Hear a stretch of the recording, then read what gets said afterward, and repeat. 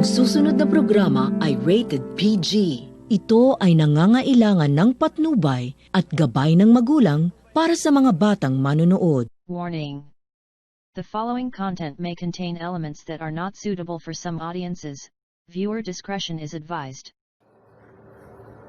The Vulcan Hotel, St. Bathans. The former gold and coal mining town of St. Bathans lies deep in the heart of the Manyototo district in New Zealand's central Otago region. The town was named for the Scottish borders village of Abbey St. Bathans by early surveyor John Turnbull Thompson. The Scottish village was the birthplace of Thompson's maternal grandfather. The area had previously been known as Dunstan Creek. The town itself once boasted over 2,000 miners and no less than 13 pubs. Today, the only remaining hotel, the Vulcan Hotel dating back to 1882, is the primary tourist attraction for the area.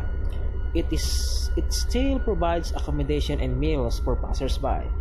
Close to the Vulcan Hotel is the Blue Lake, a legacy of heroic gold miners. Beginning in 1864, miners chipped and sluiced their way through the quartz rock of that 120-meter-high Kildare Hill. From the 1880s, the miners used hydraulic lift technology like a giant vacuum cleaner to suck water and gravel out of the pit where it could be worked for gold. They keep working until, in 1934, the hill had become a huge 68-meter chasm. Later, the chasm filled with water. Mining has long since ceased, and it is now a sleepy and tranquil holiday escape. The Vulcan Hotel is a restored and reputed haunted public house located on the main street of St. Bathans. Originally called the Ballarat Hotel, it was built in 1882 of mud brick. The shamrock, which can be seen on the front facade, is a relic from the times of the rivalry between the Irish settlers from St. Bathans and the Welsh settlers from the Cambrian just down the road.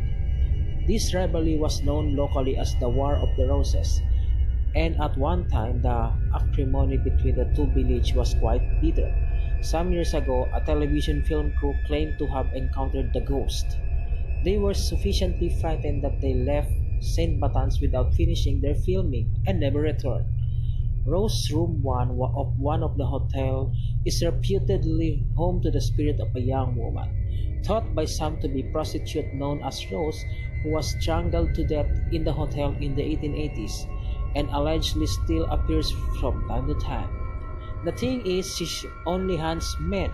One night, back in the town's gold mining days, an itinerant prostitute called the Rose rented the front room of the hotel. In the morning, she was found raped, robbed, and strangled to death. Over the years, Rose has been seen and felt by staff members and guests alike at the hotel. I told male patrons reported being woken and held down with hands around their throats, and an overwhelming sense of fear. These are the more common reports, a theory being that the Rose might be getting back at the men for causing her death. There have been many reports of lights going off and off, doors creaking, drops in temperature, phantom footsteps, ghostly apparitions, and mysterious shadows seen at the foot of the bed. Groaning is heard in hallways, kettles boil without being turned on, and doors lock themselves. The spirit is often seen reclining on a chaise lounge in the dining room. Male guests satisfying the room 1, the room in which the Rose met her untimely death, have reported feelings of being held down and throttled. An overnight investigation of the hotel was conducted on November 28, 2015. This investigation, along with some intriguing revelations and findings, were reported quite extensively in Mark Walbank's Haunted New Zealand Road Trip book, New Holland Publishers.